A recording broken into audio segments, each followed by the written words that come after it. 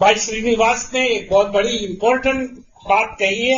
आपने अगर ध्यान दिया होगा उसने प्रेरितों के पुस्तक से दूसरे अध्याय के 42 से उसने बताया था, they continuedly steadfast continue in apostles' doctrine, in fellowship, breaking of the bread बोलकर एंड प्रेयर्स। ये 4 मूलभूत सिद्धांत मसीह जीवन के हैं। प्रेरितों के शिक्षण में यानी नए करार के शिक्षण, ये बुनियाद।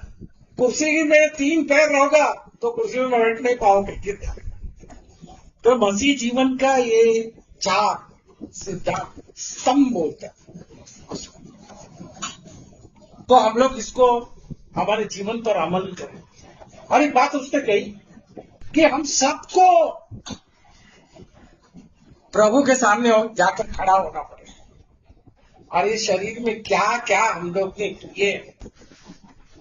बहुत बड़े एक प्रचारक का बात सुना था कि ये सीन जब मेरे सामने आ जाता है तो मैं डर जाता हूं, मैं भयभीत हो जाता हूं, शर्मिंदगी से भर जाता हूं।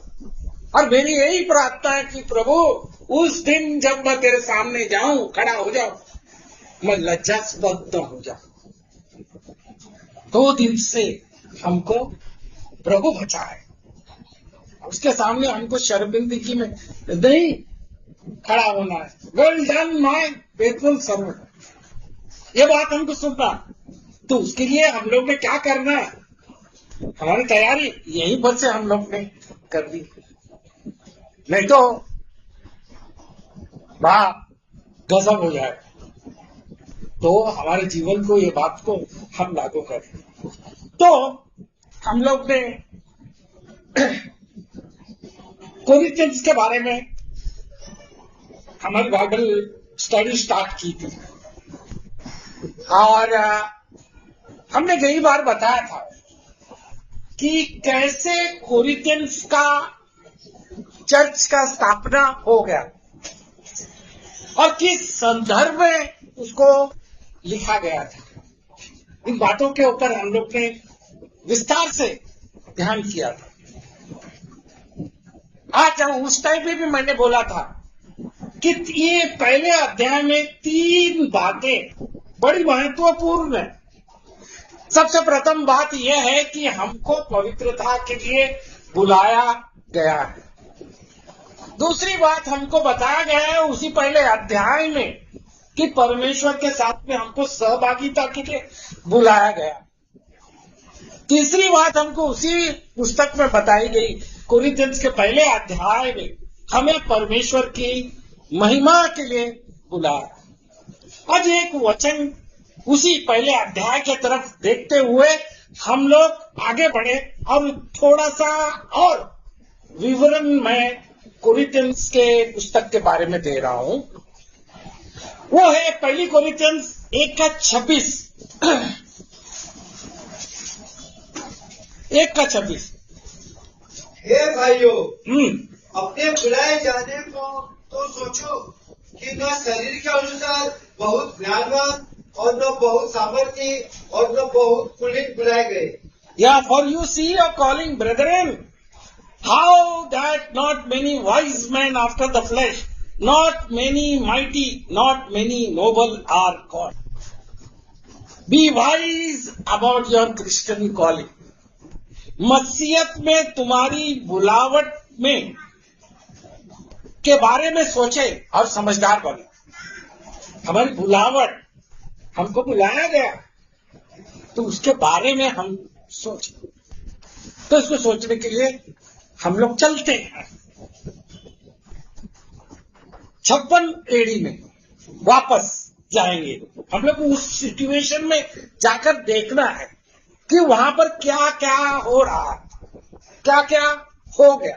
तो उसके इससे आर्कियोलॉजिस्ट के जैसे है ना, उस शोध में, उस परीक्षण में हमारे लिए क्या हीरा मिलता है, क्या मोती मिलता है, क्या अनमोल चीज मिलती है, हमारे जीवन को उसको अमल करें। मनुष्य बदला नहीं, टेक्नोलॉजी बहुत बदल गई। भाई ने बताया था, हम लोग टेक्नोलॉजी आधुनिक दुनिया में पहुंचे, लेकिन मानसिकता हमारी बदली नहीं, वही मानसिकता लेकर हम चल रहे हैं। ये कोरिन्थियंस के तरफ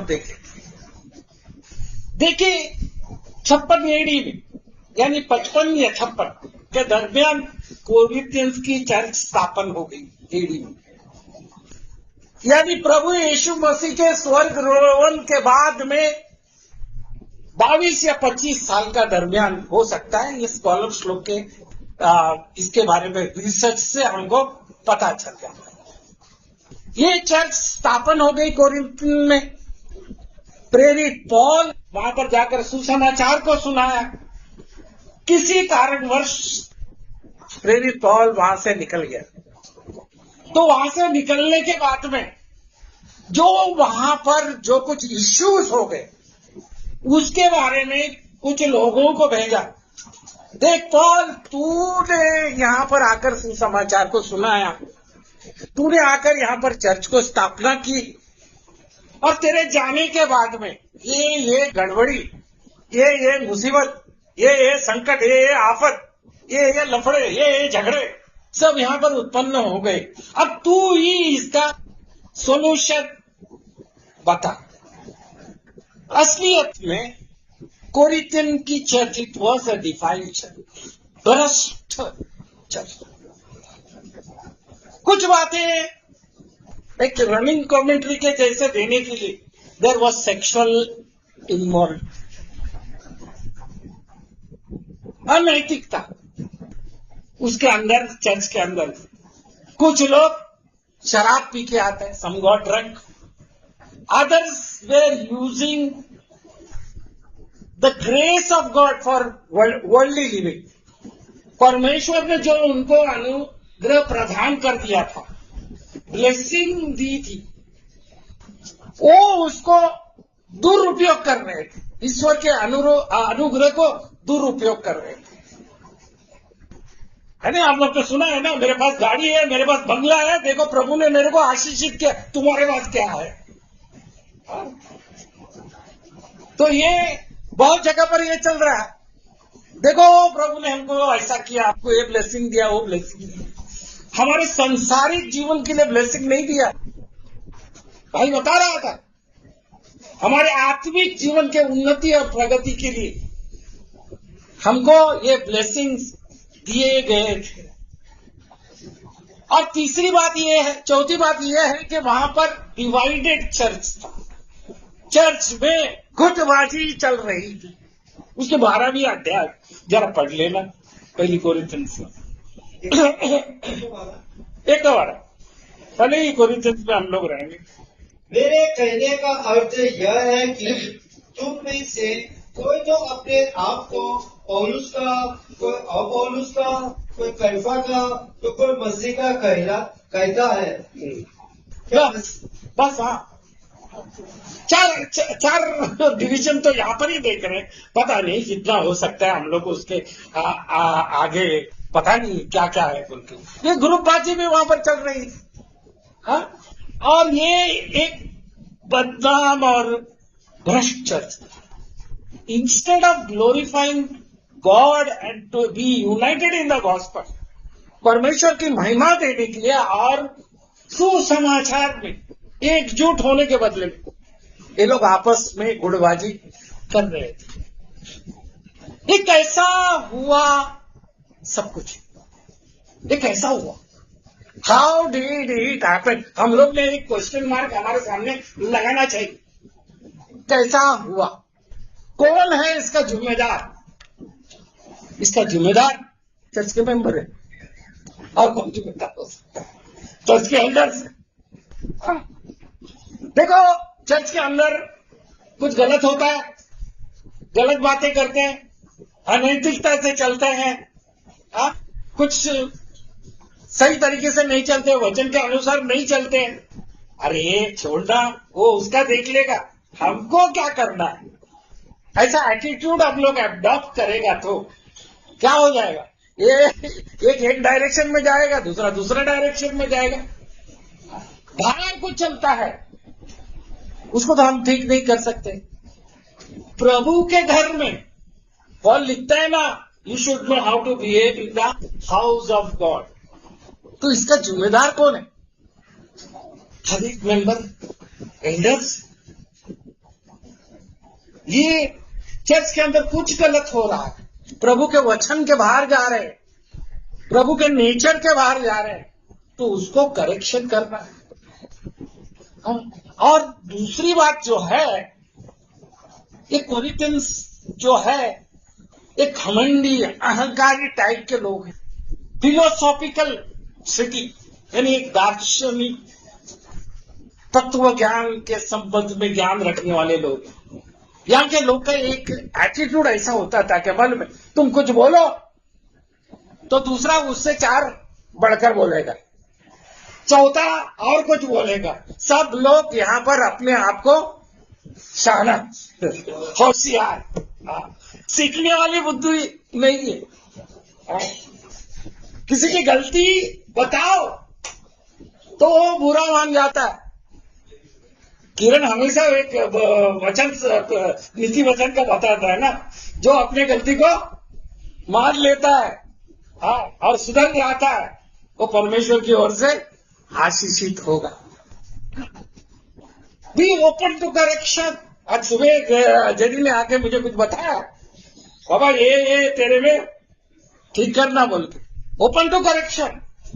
अभी लोग अपने आप को खुला रखना है, सीखने की, हमेशा चतुर रहना है, ध्यानपूर्वक रहना है, मेरे लिए क्या अभ्यास है बोलकर। और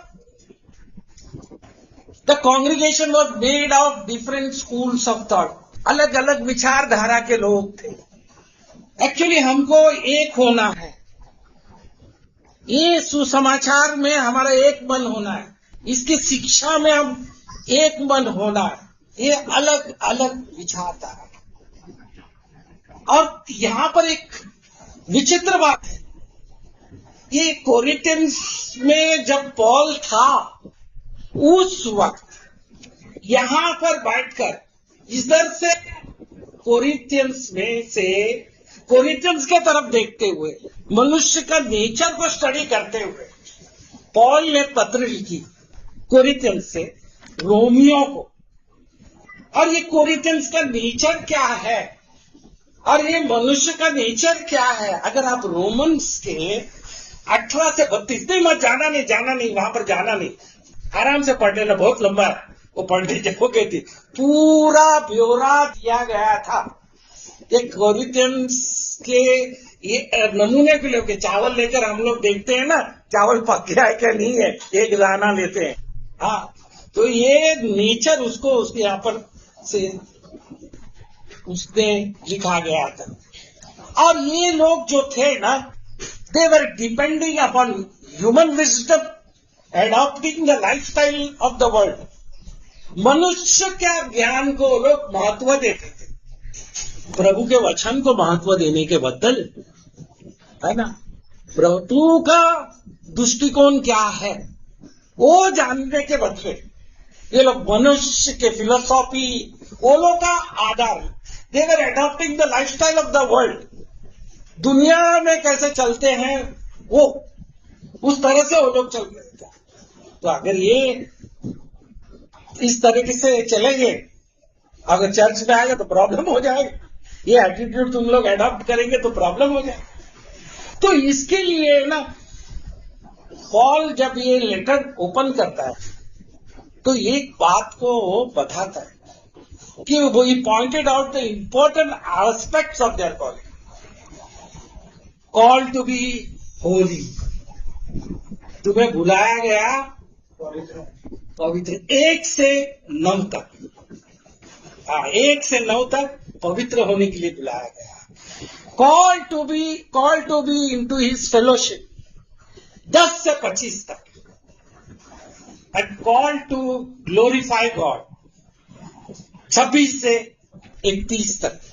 ये बात को हम लोग आज एक ही बात देखेंगे, क्योंकि समय का हम लोग को ध्यान रखना है और हम लोग एब्जॉर्बेशन का कैपेसिटी कितना है ये भी ध्यान रखना है। तो हम लोग 1 से 9 तक हम लोग ध्यान करें, कॉल टू बी फुल। आइए पढ़िए 1 से 3 तक।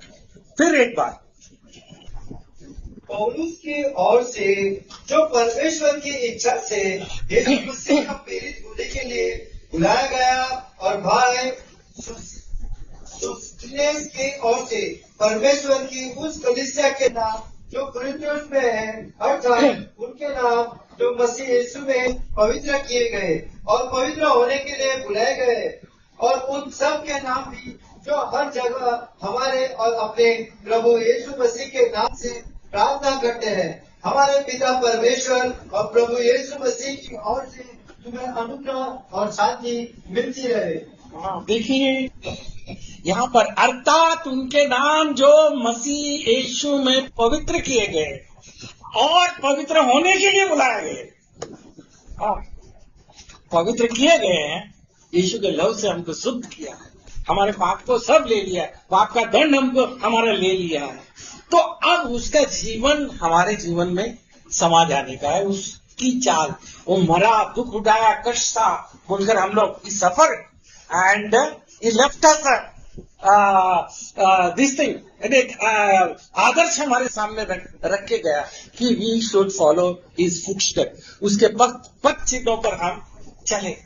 तो प्रेरित पौल उनके दुर्बुद्धि पर, उनके मूर्खता के ऊपर अटैक करने के पहले पौल क्या बताता है कि देखो तुमको उच्च बुलावट से तुमको बुलाया गया है, पवित्र बुलावट से बुलाया गया है, बोलकर उसे कहता है, पॉजिटिव अप्रोच वो लेता है, reminding the believers of their high and Holi calling in Jesus Christ. उसने बताया, देखो उसने जो पोजीशन हमको दिया है, जो ऊंचा स्थान हमको दिया है, वो हमको हमारे जीवन में हमको एडॉप्ट करना है और उसके हिसाब से हमारे जीवन में चलना है। अगर एक अमीर आदमी, एक राजा का बेटा रास्ते के ऊपर भीख मांगने, भिखारी का कपड़ा पहन के आएगा और भीख मांगने लगेगा तो क्या लगेगा हम लोग? अल्लाह के नाम से दे दे, मौला के नाम से दे दे बोलेगा तो एक राजा का बेटा, अरे तू पागल हो गया है क्या? तू राजा का बेटा है। तो ये जो हमको सीख दी, सबक दी और हमको जो पोजीशन दिया है उसको हमने अमल करना, हमारे जीवन में लागू करना है। सिर्फ बोल वचन है ना, बड़बड़ करना ये नहीं है, उसको हमारे जीवन पे अप्लाई करना। यहाँ पर क्या लिखा है कि तुम लोग को बुलाया गया, कॉल्ड आउट पीपल। मेरा जो शिक्षक था, हम लोग को सिखा रहा था, मेरे को आज भी उसको याद करता हूँ, जॉय जोसेफ बोल के चंगनपुर का है, उसको बहुत मेहनत किया, बार बार यही बात बोलता है, called out people means Greek word है एक्लीसिया। एक्लीसिया बोलने का मतलब क्या है कि तुमको संसार से तुमको बुलाया गया, बोलकर साइंटिफाइड, पवित्र शुद्धिकरण तुमको किया गया है, सेट अपार्ट, तुमको अलग किया गया लोग है। मैं एक दृश्य आपके सामने खड़ा करना चाहता हूं, बहुत सुंदर दृश्य मेरे सामने आया, किसी के जरिए मुझे ये बात मालूम हो गई। एक सीन, एक उदाहरण, एक क्रिश्चियन फोटोग्राफर एक शादी को कवर कर रहा था, मैरिज शादी को कवर कर रहा था, बहुत अच्छा काम था, बहुत अच्छी गाड़ी की सजावट हो गई और सब अच्छा से चल रहा था। चर्च में आ गए वो लोग, दूल्हा पहले आ गया, उसके बाद में दुल्हन आ गई। दुल्हन आने के बाद में उन लोग का वाव एक्सचेंज हो गया, शादी की जो विधि हुई वो एक्सचेंज हो गया। और सब कुछ होने के बाद में वहां पर चर्च का कार्यक्रम खत्म हो गया, विवाह संपन्न हो गया। और जब ये दूल्हा दुल्हन बाहर निकले, बहुत अच्छी गाड़ी सजी हुई थी, एक दूसरी गाड़ी सामने से आ गई और ये दुल्हन ने छोड़कर उसको सीधा जाके वो गाड़ी में, जिस गाड़ी सजी सवारी लिमोसी गाड़ी थी, उसमें बैठने के बदले में किसी और गाड़ी में बैठ गई और चले गए। उसका एक्स बॉयफ्रेंड था, उन लोगों का कुछ ये चल रहा था, उसको सब लोग ठप हो गए, ये सच्ची कहानी, ये इतना बड़ा धोखा, इतना बड़ा झटका बोलकर वो गाड़ी में बैठ के उसका बॉयफ्रेंड के साथ चली गई। वो क्रिश्चियन फोटोग्राफर ने ये ब्यौरा दिया, बाद में वो शादी रद्द हो गई, वो तो ठीक बात है। यही कोरिन्थियंस के साथ में हो, क्या मैरिज में परमेश्वर के सामने क्या तुम लोग ने वाव लिया, क्या तुमने ये शपथ ली? शपथ क्या लेते हैं हम लोग? मरने में, जीने में, बीमारियों में, किसी भी प्रकार के व्याधि, तकलीफ, दुख, दर्द, यातना, पीड़ा वहां पर लेते हैं। तुमको मरने तक, है ना, सिर्फ मौत हमारे को अलग कर देगी। कोरिन्थियंस की इस तरह हम लोग बपतिस्मा लेते हैं तो क्या बोलते हैं बपतिस्मा लेने के टाइम पर, है ना, मसीह के साथ मैं क्रूस पर मारा गया, मसीह के साथ मैं गाड़ा गया, जैसे मसीह तीसरे दिन मृतकों में से जी उठा वैसे हम जी उठे बोल के शपथ ये हम लोग वहां पर बयान करते हैं, है ना। हम लोग वो गाना गाते हैं ना, all to Jesus I surrender बोल के, झूठ बोलते हैं हम लोग। वो गाना इधर गाते हैं, बाहर जाके वो क्या गाया हम लोग ने वो भूल जाते हैं। ये बात ऐसी हो गई कि प्रभु के पास ये लोग आए थे, प्रभु इसके लिए ये सब पॉल उनको बता रहा है कि ये तुम कर रहे हो बहुत बड़ा गलती कर रहे हो। तो ये सीन है ना, क्रिश्चियंस बिलोंग कंप्लीटली, मसीह कौन है? हाँ, चर्च उसकी कौन है? दुल्हन है। तो हमने कभी भी दुनिया के साथ में, है ना, मेल, है ना, नहीं करना है। हम लोग को separate, called out people, sanctified people, set apart people, है ना, हमको शुद्धिकरण कर लिया गया है, हमको अलग कर दिया गया है ना।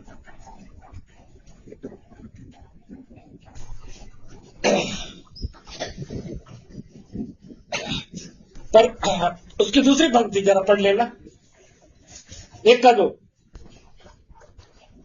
परमेश्वर की उस कलीसिया के नाम जो कुरिन्थुस में है, अर्थात उनके नाम जो मसीह यीशु में पवित्र किए गए और पवित्र होने के लिए बुलाए गए हैं, और उन सब के नाम भी जो हर जगह हमारे और अपने प्रभु यीशु मसीह के नाम से प्रार्थना करते हैं।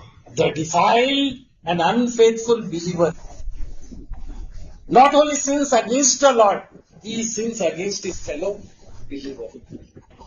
ये बात याद रखना। एक भ्रष्ट, अविश्वासीय संत, बिलीवर, विश्वासी प्रभु के साथ ही नहीं गुनाह करता है, तो साथी के साथ भी करता है।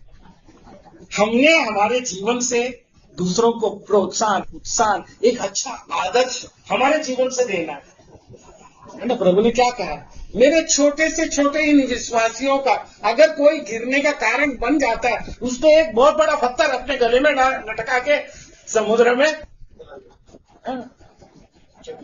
हाँ, चक्की का पत्थर लगा, तो हम प्रभु के, हम भ्रष्ट हो जाते हैं। एक क्या है, हम ईश्वर की आत्मा के मंदिर है, ये बात को हमको बांध रखना। हमारे विचार शुद्ध होना है, हमारे कार्य शुद्ध होना है, हमारी चाल चलन ठीक होना है। हमको देखकर दूसरा विश्वासी क्या बोलता है, अरे ठीक कर रहा है ना, हमारा भी चलेगा, हम भी करेंगे। तो हम परमेश्वर के विरोधी भी पाप कर रहे हैं, हमारे साथी के साथ, दूसरे विश्वासी के साथ भी हम पाप कर रहे हैं। आगे आगे बढ़ते 4 से 6 में पढ़िए, मेरा समय जल्दी से मैं निकालना चाहता हूँ।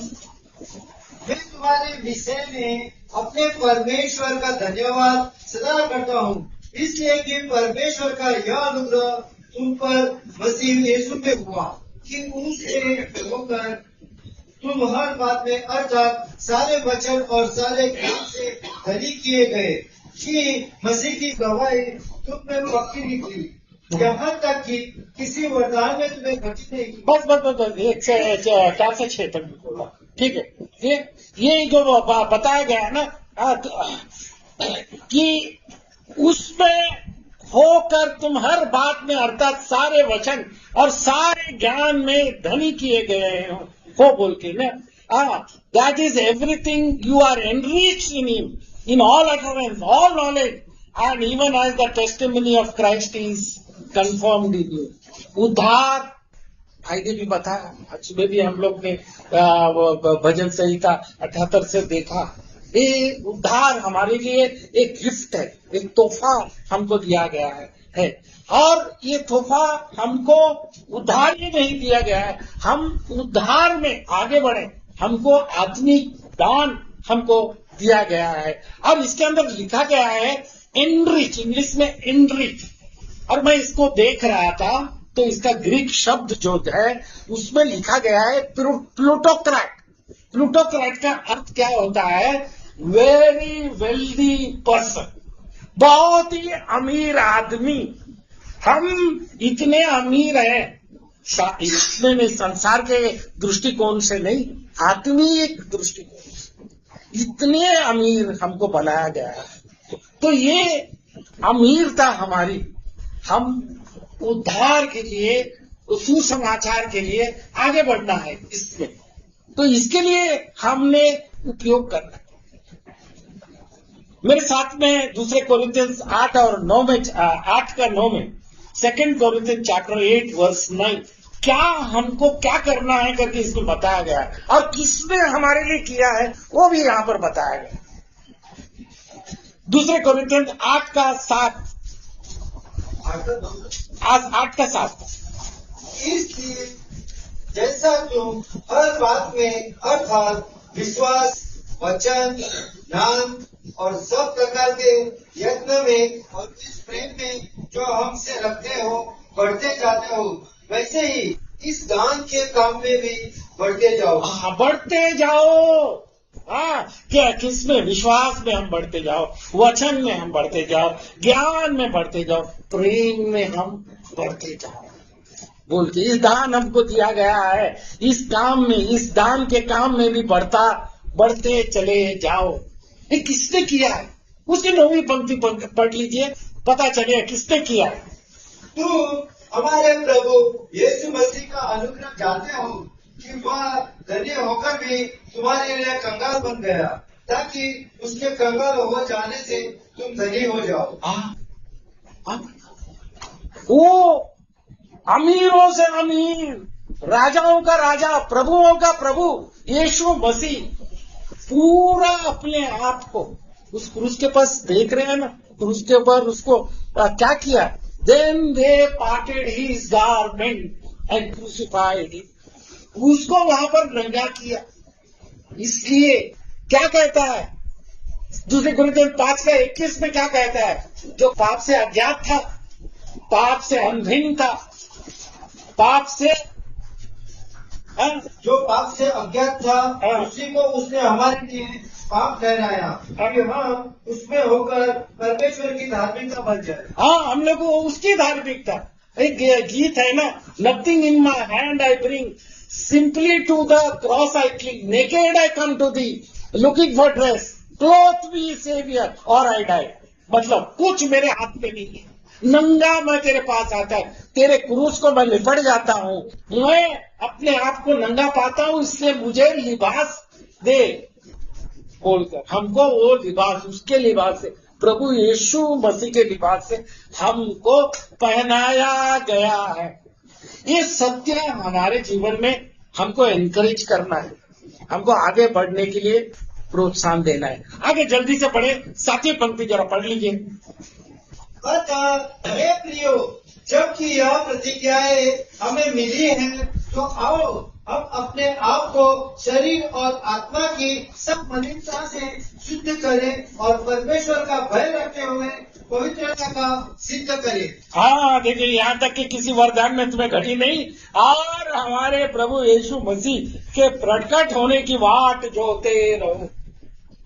हम लोग क्या करना है? वो कब आएगा, कैसे आएगा, ये हमको पता नहीं, लेकिन हम उसकी बात जो नहीं की है। गए टाइम में एक पंजाबी स्पीकर आया था, वो बोला था ना हमको, है ना, कि क्विकली बोल के वो आता है, quickly I behold I come quickly.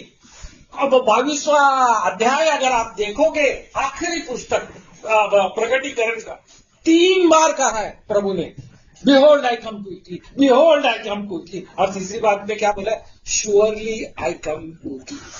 कौन से समय पर वो आएगा, इसने हमको एक्सप्लेन किया है कि हम लोग उसको एक्सपेक्ट नहीं करते।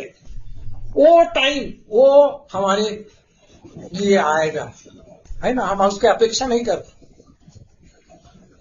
ये एक बहुत अच्छी बात बताई सुबह के वक्त पर, ये इजराइल के साथ जो हो गया, ये हमास ने इजराइल के ऊपर आक्रमण, हम लोग उसमें जो सुनते बहुत बड़ा युद्ध हो गया। क्या था इजराइल लोग का, इजराइल लोग ने किस पर भरोसा रखा था, उसके टेक्नोलॉजी के ऊपर भरोसा रखा था, उसके सर्विलेंस पे, सैटेलाइट सर्विलेंस पे भरोसा रखा था।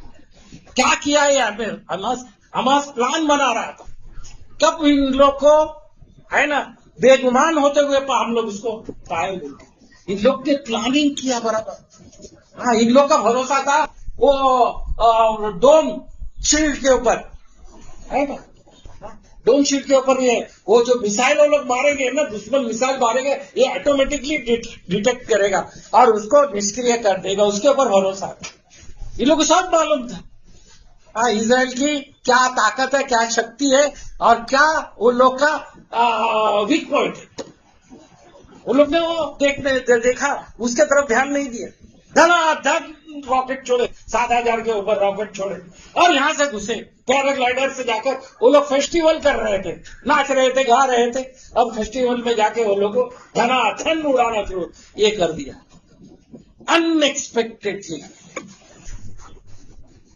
तो इसलिए हमको ये करना है कि हर वक्त, हर समय हम लोग चतुराई से, क्या बोलता है प्रभु ये इसमें मैथ्यू चैप्टर 24 वर्स 42, इसलिए 24 का 42, इसलिए जाते न हो, क्योंकि तुम नहीं जानते कि तुम्हारा प्रभु किस दिन आएगा। हाँ, किस दिन आएगा बोलकर जागते रहो। एक बात मुझे आप लोगों के साथ शेयर करना है कि 6वीं पंक्ति में बोला है कि मसीह की गवाही तुम में पक्की हो गई। हाँ, और उसकी 8वीं पंक्ति में वो कहता है तुम्हें अंत तक भी डर करेगा कि हमारे प्रभु यीशु मसीह के दिन में निर्दोष ठहरो बोलकर डर करेगा। हमारा विश्वास अंधविश्वास नहीं है, हमारा विश्वास असली बातों के ऊपर, सत्य के ऊपर हमारा विश्वास खड़ा है। मैं फिर एक बात दोहराता हूं, देखिए पौलुस को बार बार कूटा गया, मारा गया, उसके ऊपर बहुत अत्याचार उसको हुए, सुसमाचार का गला घोटने का उसके ऊपर कोशिश हो गई। एक चीज आप लोग जरा नोटिस करो, अगर ये बात को आपको बराबर तुम लोग पकड़ लोगे तो बहुत कुछ पकड़ लिया। वो फिलिपाई में आया, उसके साथ में क्या किया, पब्लिक सरेआम उसको मारा गया। थेसलोनिकस में आया, कोई भी वहां भी वैसे ही हुआ।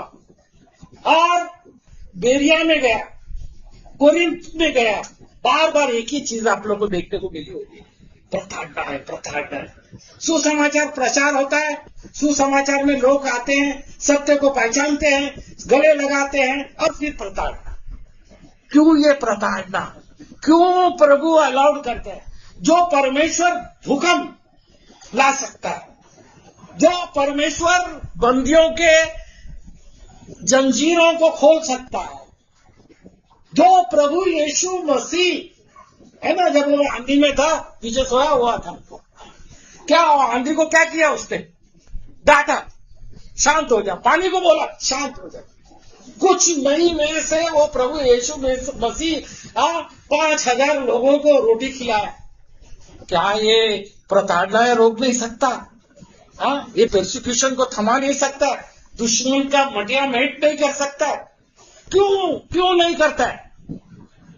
क्यों विश्वासियों के साथ ये होता है? ये प्रताड़ना है, ये परसिक्यूशन जो है छानने का काम करती है। हाँ, सोना जब आग में डाल देते हैं ना तो जलता है। हाँ, तो उसकी इम्प्यूरिटीज, अशुद्धता सब गल जाती है। ये प्रताड़ना के वजह से ये परसिक्यूशन, ये मणिपुर में, छत्तीसगढ़ में, राजस्थान में, ये हमारे विश्वासियों के साथ में जो जुल्म हो रहा, अन्याय हो रहा, ये अलाउ किया है प्रभु ने, ताकि पता चले असली लोग नकली लोग कौन है। हाँ, बहुत लोग आएंगे ना, बहुत जगह पर आप लोग देखते हैं ना, हीलिंग मिनिस्ट्री और कोई ब्लेसिंग मिनिस्ट्री, बहुत लोग झुंड के सुन जाते हैं वहां पर। क्या देखते हो लोग? आप जरा ध्यान से पढ़ लीजिए मत्ती के 12वें अध्याय। Those who wicked and adulterous generation बोलता है, दुष्ट और व्यभिचारी जाति है ये, जो चिन्ह को मांगती है, चमत्कार को मांगती है। प्रभु ने अपने मुंह से, तो ये बात को हम लोग ध्यान रखना, हमें सत्य में जम के रहना है, सत्य के साथ हमको एकजुटता करनी है, सत्य के साथ हमारा तालमेल रखना है। सत्य कैसे हम लोग अलग नहीं हटना है, हम लोग को टेम्पोररी है। अभी बताया ना, हमारा जीवन कितना छोटा सा है, भाप के जैसा है। कभी भी हम लोग टपक पड़ सकते हैं, उड़ सकते हैं, दो बबुल के जैसा, क्या बोलते हैं, पानी में आ गया बुलबुले के जैसा। हमारा जीवन बहुत ही छोटा है। हाँ, ये जीवन की संपत्ति हम कॉम्प्रोमाइज नहीं करें, ये बात को हम सत्य। फिर एक बात कहकर मैं क्लोजिंग करना चाहता हूं। प्रभु यीशु ने कहा है मत्ती के 5वें अध्याय के 8वीं पंक्ति में, धन्य है वे, कौन धन्य है? धन्य वे जिनके मन शुद्ध है, क्योंकि वे परमेश्वर को देखेंगे। पवित्रता बहुत इंपॉर्टेंट है। हाँ, पवित्रता बहुत इंपॉर्टेंट है। हमारे आपको, अपने आप को शुद्ध रखना, पवित्र रखना। इसके लिए कहता है ना, धन्य है वे जिनके मन शुद्ध है, क्योंकि वे परमेश्वर को देखेंगे। हिब्रूस के 12 के 14 मैं पढ़ रहा हूं।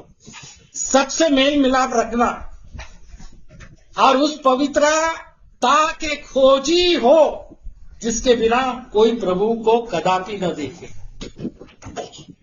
Follow peace with all man and holiness without which no man shall see the Lord.